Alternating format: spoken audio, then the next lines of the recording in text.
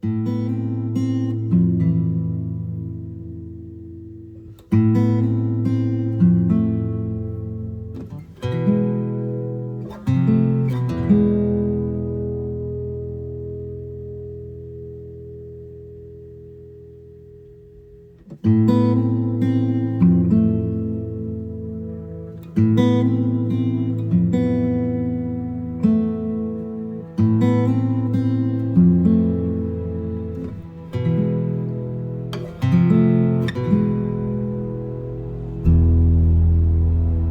ganun ba, Tol? Naguguluhan ako. Hindi ko maintindihan kung bakit nangyayari sa amin to ni Mang Vedasto. Gusto ko lang naman makatulong eh. Gusto ko lang naman makatulong sa mga taong may hirap, yung mga taong may kapansanan. Pero bakit ganun? Napapaisip na lang ako kasi ayun yung turo sa amin ni Mami, tsaka ni Papa. Dahil sa pagiging Kristiyano namin, alam mo yung gusto mo lang tumulong tapos ganito pa yung mangyayari sa inyo.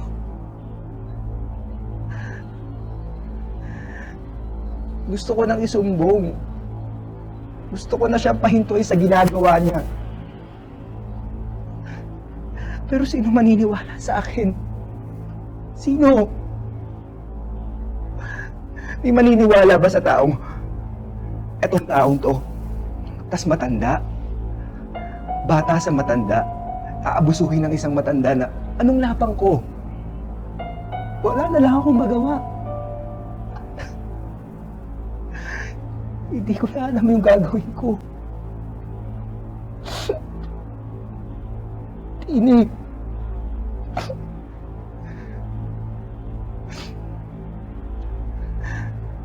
Pero, alam niyo yun? Habang tumatagal, okay na sana nung una eh. Okay na. Pero habang tumatagal, hindi na ako nagiging komportable kasi feeling ko nababastos na ako. Nakakatakot. Nakakatakot. Ang creepy na. Ay, hindi ko na alam kung anong pwede kong gawin. Pero alam nyo, I used to think about the girls all the time. Pero hindi ko ba alam kung nagbibigay ba ako ng vibes that I wanted to be touched about the men. Hindi ko alam. Naguguluhan na ako. Naguguluhan na ako.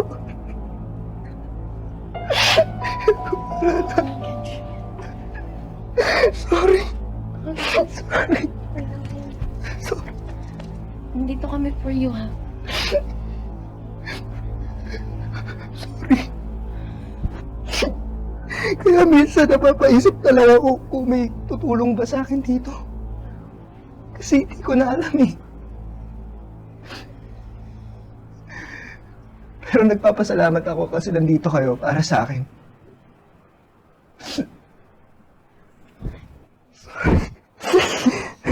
Sorry.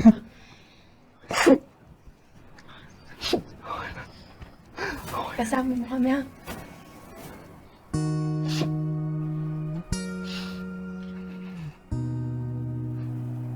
Alam mo, Brad, ano pa ang problema mo? Tandaan mo, nandito kami palagi para sa'yo. Yes. We'll always be here for you, no matter what. Okay?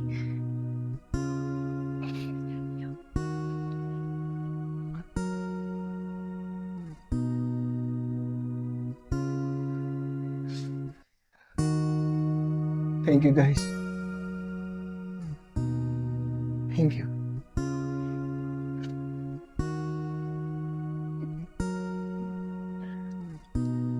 May kilala akong pwedeng makatulong sa'yo. Kasama mo kami dito, ha? Sumama ka sa amin.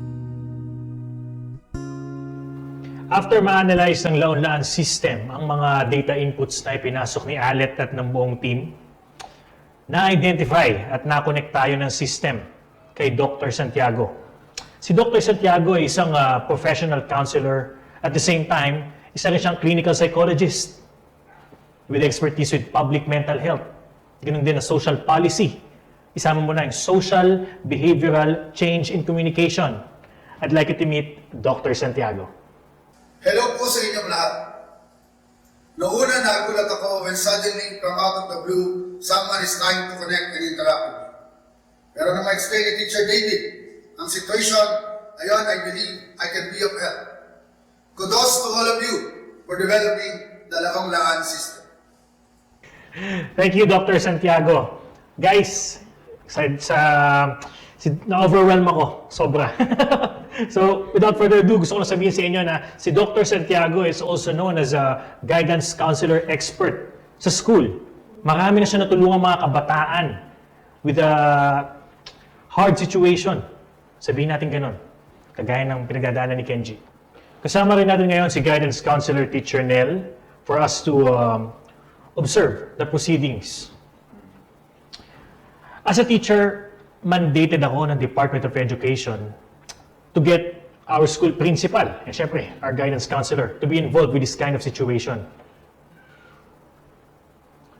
Ako, si Principal Soraya, and si guidance counselor Teacher Nell, kami ang mga responsible persons, or should I say, responsible adults. So, Dr. Santiago, shall we start? Sige, let's start, Kenji. Are you ready? Yes, bro. Ready na po ako. Let's begin.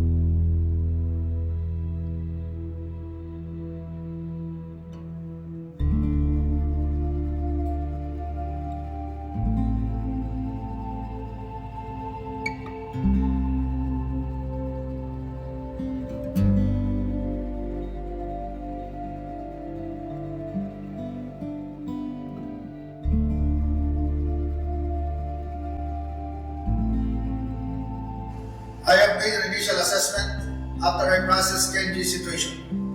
I am suggesting a plan of action about what he should do to overcome his condition. Teacher David, as his mentor, at kayong mga kaibigan niya, will play a vital role in helping him in what his next step should be. And that is very critical. Remember, whatever happens to Kenji, ay hindi magiging posible ang kanyang pagkatagumpay kung hindi ninyo siya tutuloy.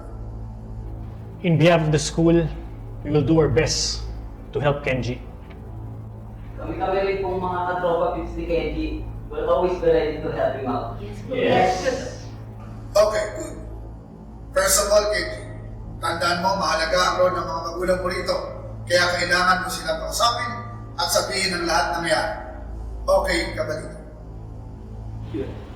Yes po. Kenji, no worries. Sasamahan kita. Sasamahan ka namin para kausapin yung parents mo. Next, you should know that we have laws that protect children and the youth from all forms of abuse, violence, and exploitation. You have the legal rights to report all forms of abuse. You have the right to child protection. Kenji, naiintindihan mo ba ito? Yes po, Dr. Santiago. Papatulong po tayo sa daddy ko. City Councilor po ang father ko, Dr. Santiago. I see. That's good. And that's even better. We'll expect the help of your father. And lastly, and the most important of all, Kenji, always remember that what happened to you is not your fault. Do not blame yourself. Naiintindihan ko ito. Yes po, Dr. Santiago. At tandaan mo, Kenji, tama ang ginawa mong pagsasabi sa iyong mga kaibigan, sa mga trusted persons at trusted adult na gaya ni Teacher Dave. Mahalaga ito para sa iyong patuloy na paghilom. Yes po.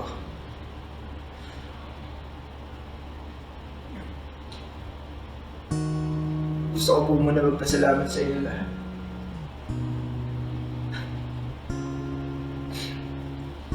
Maraming salamat po sa mga taong sumusuporta sa akin dito. Salamat po. Salamat po, Dok. Maraming salamat po. Hindi ko na po kasi alam kung anong gagawin ko. Ano po pag wala na kayo dito? Kung wala kayo. Salamat po.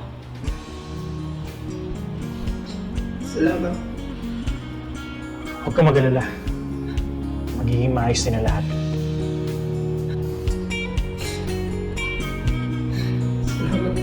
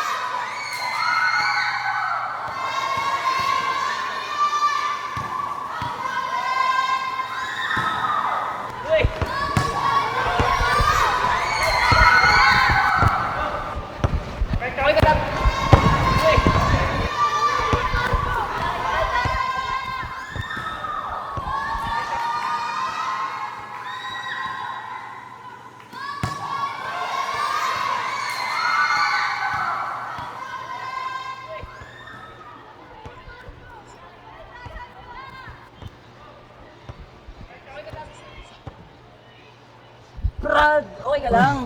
Okay na ako, Brad. Okay na ako, bro. I'm good right now.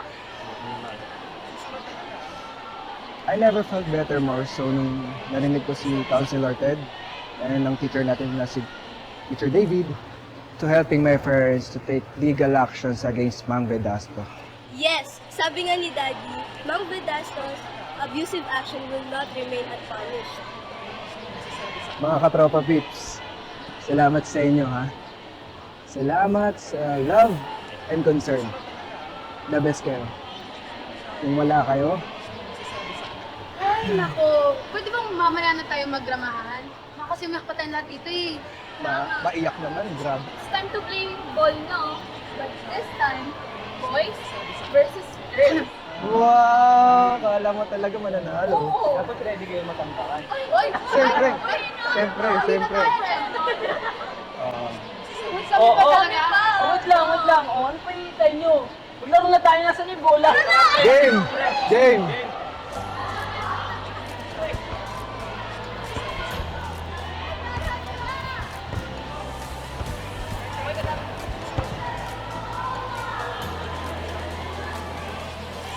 Kaya mga katropa, kung kayo ay nakaranas din ng ganitong sitwasyon katulad sa akin, wag na wag mahihiya magsabi sa mga taong nakasuporta para sa inyo tungkol dito.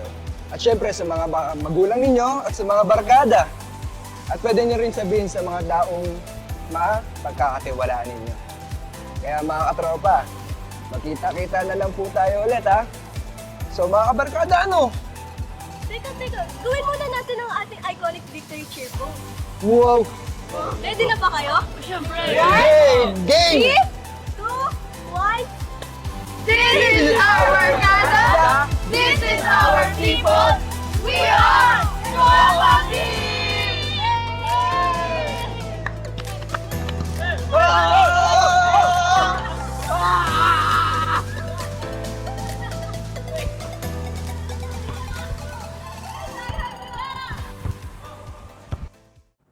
Kalaunan, nagsabi din si Kenji sa kanyang mga kaibigan at lumapit sila kay Teacher David upang humingi ng tulong.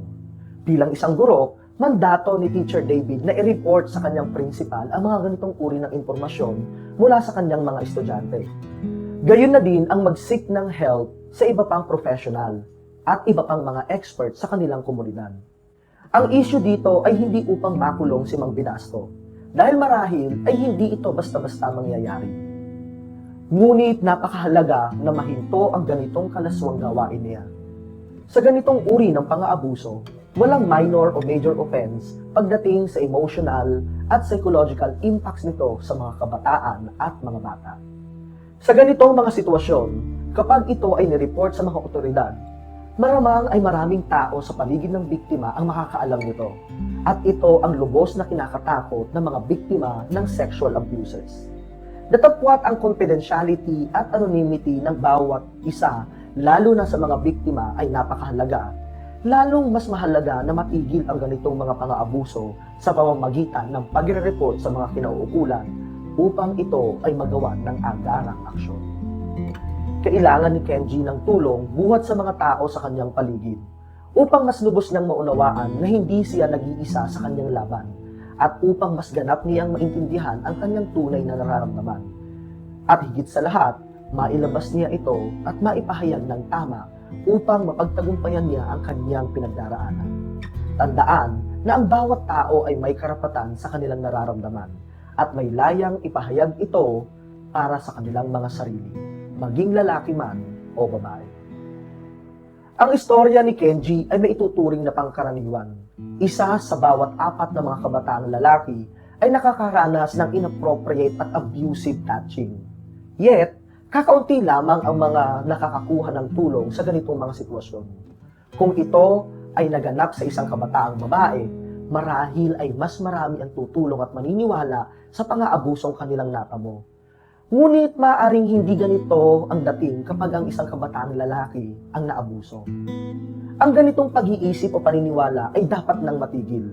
Ang ating saligang batas ay parehas na pinoprotektahan ang parehong kasarian laban sa anumang uri ng sexual abuses.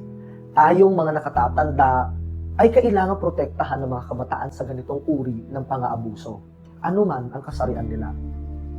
Ang gender imbalance sa ganitong konsepto ay dapat nang matigil sa pangkahalatan.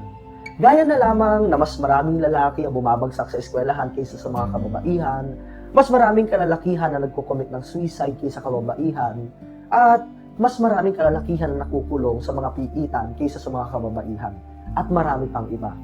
Dapat na itong mag-stop now na. Ang Center for the Prevention and Treatment of Child Sexual Abuse o CPT-CSA ay 3 dekada na tumutulong sa mga kabataan na lalaki at babae na naabuso. Maaari mong tulungan ang iyong sarili sa pamamagitan ng pagtawag sa aming hotline.